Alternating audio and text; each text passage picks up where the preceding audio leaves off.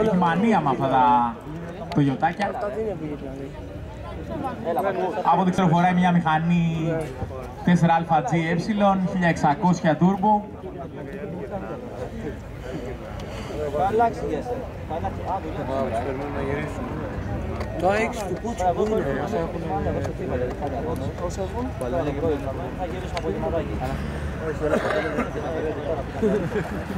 Ενώ γυρνάνε τα αυτοκίνητα, παρακαλώ ένα δυνατό χειροκρότημα εδώ πέρα στα παιδιά που έκαναν τα περάσματα αυτά.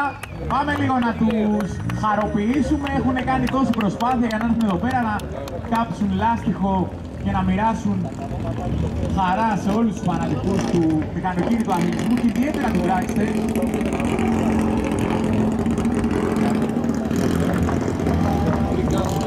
Από τα pitch κάτω, αν υπάρχει αυτοκίνητο της 13, παρακαλείτε να έρθει στην εκκίνηση. Τελευταία ευκαιρία. Πάμε λοιπόν ένα δυνατό χειροκρότημα. Γιάννη, για πες μας πώς θα βλέπεις τα πράγματα. Θέλω να ξαναποφύγει λίγο γιατί παραζώσει στο φιλοκάρδι μου. Εδώ ο Γιάννης ο Ζάχαρης είναι μια από τις καρδιές της διοργάνωσης. Έχει κάνει πάρα πολλά για να μπορέσουμε σήμερα και αύριο να είμαστε εδώ πέρα και να χαρούμε τα όμορφα περάσματα από τα αυτοκίνητα.